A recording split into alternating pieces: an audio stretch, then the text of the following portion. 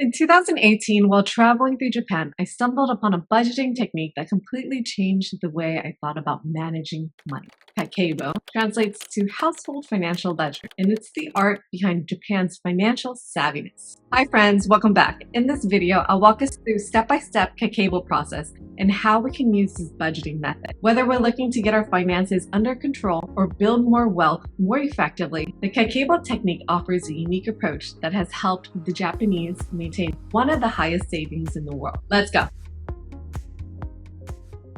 Kakeibo first appeared in 1904 and grew popular thanks to the first woman journalist in Japan, Hani Motoko, who sold it to a wide audience. Kakeibo garnered greater attention due to an increased focus on mindfulness and a desire to be more aware of our spending habits. Now, the real magic of Kakeibo comes from these four core questions that it's built around. How much money do I have to earn? How much do I want to save? How much am I spending? How can I make things better or improve? The great thing is, Kakeibo gives us a structured way to answer those questions and really understand where our money is going. No more of that, I thought I had more in my account nonsense. With Kakeibo, we'll know exactly what's coming in, what's going out, and how we can optimize it all. This is what makes Kakeibo different from other budgeting methods, and we'll discuss this later in the process. For the Kakeibo method, the key is using two notebooks. One big one for our overall budget and a little one for us to carry around and track our daily expenses. Now, you can buy Kakeibo journals, but any kind will work. You can find them on Amazon, or I've provided a free template in the link below. At its core, this is how we'll need to set up the Kakeibo method. We'll want to start the month by recording all of our sources of income in a nice little table or a bullet list. That way, we can get a clear picture of how much money is coming in. Now, if you're expecting extra cash, make sure to note that on the side in a different color or in big bold letters. Next, it's time to list out all of our fixed expenses. You know, the ones that pretty much stay the same month after month.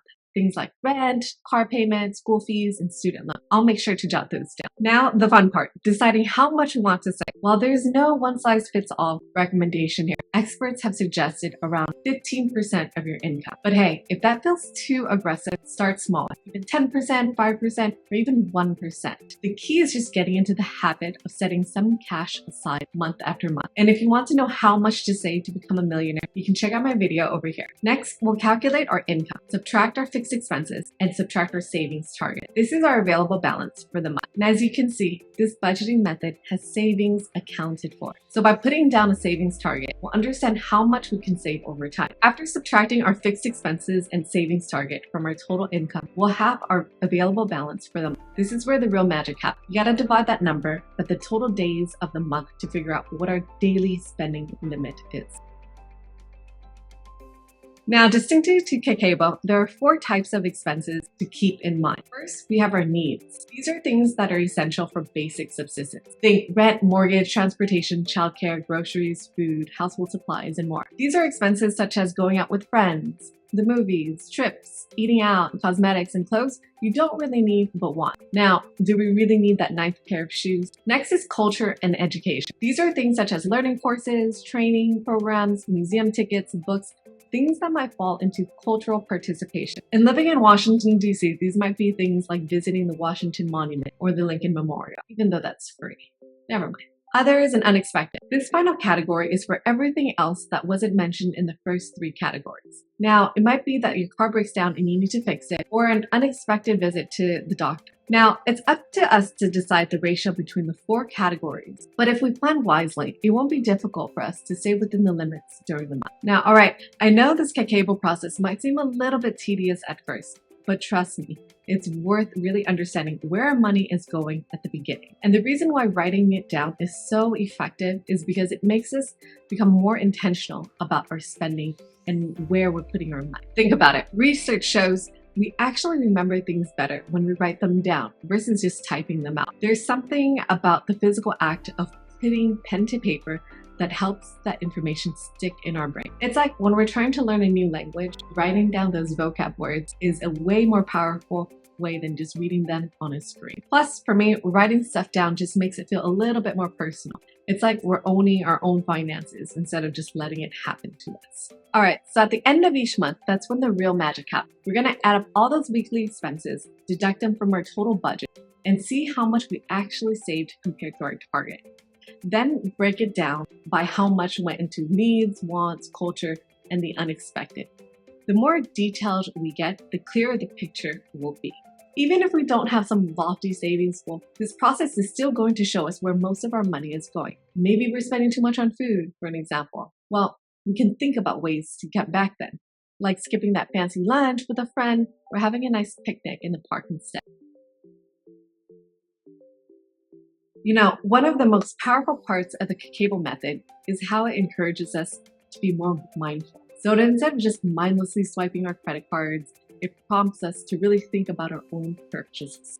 So before we buy anything that's not an absolute necessity, we should be asking ourselves a few key questions. First, can we actually live without this item? Is it something we truly need? Or is it just something we want at this instant moment? It's so easy to get caught up in the thrill of a new purchase, and I absolutely know that feeling. But taking a step back, thinking about it, be more mindful, can make a big difference. Next question we should be asking ourselves is whether we actually use it. How often are we realistically going to reach for that new gadget or a piece of clothing? Is it just going to end up collecting dust somewhere or in your closet and just sitting there for a long, long time? And of course, the big question, can we actually afford it based on our current financial situation? I know it's tempting to say, oh, I'll just put it on a credit card, but that's a slippery slope we want to avoid. And now, finally, the last question we should be thinking about is, how did we even come across this in the first place? Did we see it in a magazine, or suddenly feel like we had to have it? Or did we stumble upon it aimlessly through social media, at the store, or letting our impulses take over? Reflecting on the thought process behind our purchases is key. Now, here are a few extra strategies that have worked well for me too when it comes to impulse buying. The 72-hour rule. If I'm tempted to buy something, especially something online where it's super easy, I'll wait 3 days before pulling the trigger. That gives me time to really think about it and decide whether it's a genuine need or just a passing want. Next, I try not to get sucked in by those blowout sales and limited time offers. The truth is, there's always another sale around the corner. Don't fall into this trap. So while I'm not saying don't consider it and buy at full price, just know that a lot of these material items go on sale and that it can honestly wait. Sales and marketing agencies have honed into the craft of human psychology and the fear of missing out. And finally, checking my bank account regularly has been a game changer. Seeing the numbers in black and white and what money needs to go out for the end of the month or the beginning or mid-month makes me prioritize my spending and make sure that I'm not going overboard. Basically, I know things need to be pushed out, so I'm less inclined to spend on things that I don't need. The way I see it, mindful spending is all about being honest with ourselves. It's not about depriving ourselves of things we truly, truly enjoy, but it's about making us more sure of the purchases that we truly think add value to our lives, rather than just giving us a temporary boost of happiness. Out of everything, what it did for me is really to force me to think about and be more mindful about my purchases. No more impulse buys or mindless swiping. I really had to stop and think about whether I truly need it for myself, my kid, or my family. All right, friends, let's dive into the final piece of Kakeibo puzzle, the monthly reflection. This is where the real magic happens and what really sets this method apart from other budgeting approaches. You see, at the end of each month, we're going to take a step back and reflect on those four core Kakeibo questions. How much money do I have or earn? How much do I want to save? How much am I actually spending? And how can I make things better or improve? This is where we get to take on an honest, unbiased look at our finances and really assess how we're doing. No sugarcoating, no excuses, no BS, just the cold, hard numbers. This is the process that makes it very, very different from other budgeting methods. This process of reflection is so powerful. It allows us to declutter and simplify our money habits, making adjustments where we need to. Because let's be real, even the best laid out plans can go off the rails sometimes. But with Kakeibo, we have to have a structured way to course correct. So there you have it, the final piece of the Kakeibo puzzle. With a little bit of monthly reflection and a whole lot of mindfulness, we can take control of our finances and start building the future we want. Friends, thanks so much for watching. If you found this helpful, make sure to comment, like, and subscribe. And if you're interested in 6 other budgeting methods that might be better suited for you, then you can check out my video over here. See you in the next one.